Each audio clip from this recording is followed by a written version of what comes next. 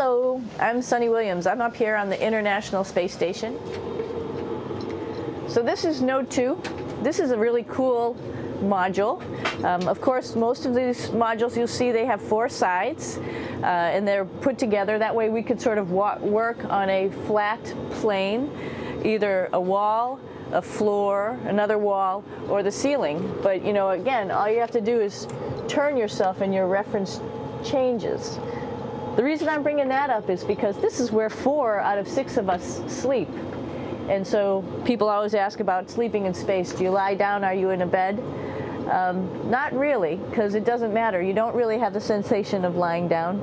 You just sit in your sleeping bag. So here's one sleep station right here. I'm going in right now. You can follow me if you want. So I'm inside.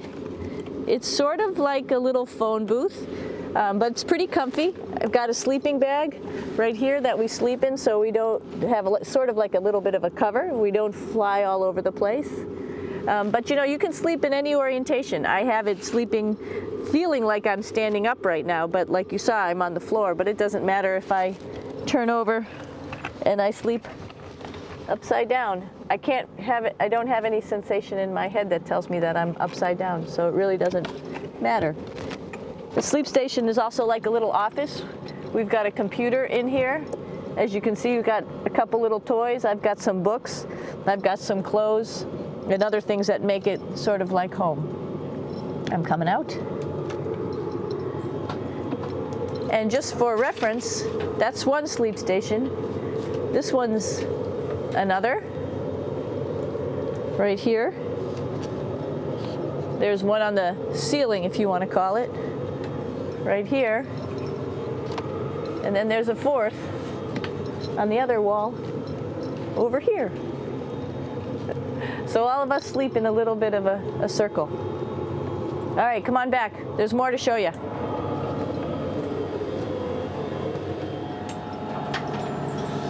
I know that there's some questions about how to use the bathroom and how do you actually live in space like normal, like at home. I mentioned real quickly about getting up in the morning and brushing your teeth and washing your face. Well, how do you do that? Well, here is the bathroom essentially. You get up in the morning and we have a little kit and it has all the essential things that you need, like your toothbrush and toothpaste and brush. See how much better the brush makes my hair look? I'm just joking. It still stands up straight. It doesn't matter where you are. It's always going to stand up straight while you're up in space. A lot of people ask about toothbrush and toothpaste. So, luckily enough, toothpaste, you can do it upside right this way, is sticky, and so it sticks to your toothbrush. No problem. Another cool thing is that water sticks to your toothbrush too. If you can see it, I'll have some water come out.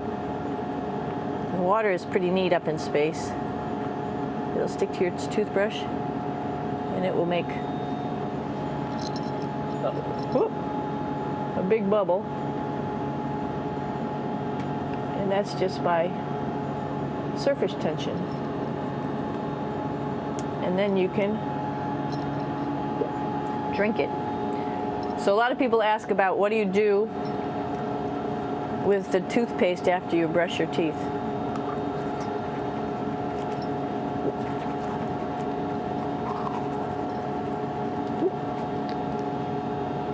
Two options. Swallow it, and it's sort of like mouthwash, but it tastes a little gross. Or you can just spit it out in a paper towel, and then you don't have to worry about it. Swallowing thing I wouldn't recommend at home. I'm only up here for 4 months, so it's not that bad. One of the most pressing questions about living in space, of course, is the bathroom. So let's take a look at that little piece of work. Come on in.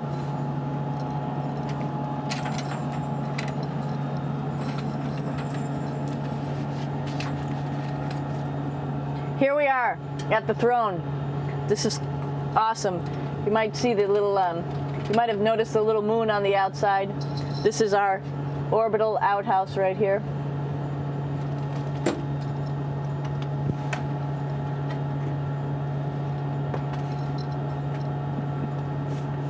And of course, it serves for two functions. Number 2, right here. I'll show you. But you see it's pretty small, so you have to have pretty good aim, and you'll be ready to make sure things get let go the right direction. And it smells a little bit, so I'm closing it up. And that's, of course, for number 2. And this guy right here is for number 1. So they're sort of two slightly separate functions, but you can do a little, essentially both, by hanging on right here and doing number 1 and number 2. I might add it's color coded, so you really don't get it mixed up, which is nice. This is yellows for number 1. And also there's a selection of paper. People always ask about toilet paper. What do you do with toilet paper? What kind of toilet paper do you have? We have gloves, just because sometimes it does get messy. We have some Russian wipes, which are a little bit coarse if you like the coarse type of toilet paper.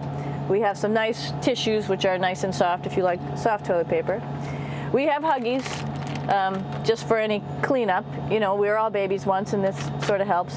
And then if things get really out of control, we have disinfectant wipes, just to make sure we clean up here. Because, you know, just like the water I showed you, the number 1 stuff can sort of go all over the place if you don't aim correctly.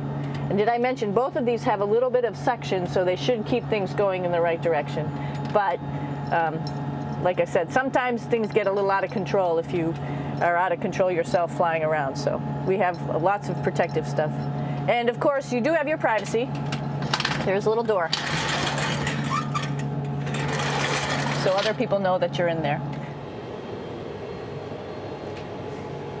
Here's a pretty cool place. This is sort of like in your house where everybody meets in the morning. After you wash your face, brush your teeth, you want to find something for breakfast. And this is our kitchen. You might notice there's all sorts of foods here. It's like opening the refrigerator. You got all your different stuff that you want to have: drinks, meats, eggs, vegetables, cereals, bread, snacks. And that's a good place. That's where you find all the candy. Side dishes, and then some little power bars just in case.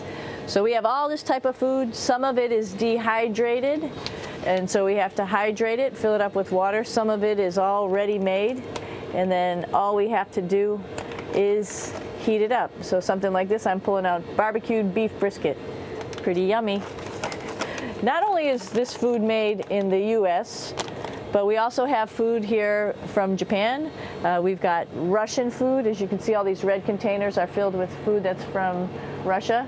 And then we get some of our specialty stuff, some things that we like, some of our favorite stuff that your family can send up. In fact, I like fluffernutters, and so I got sent up some fluff so I could make my fluffernutter with peanut butter. So you have a lot of food up here, no problems.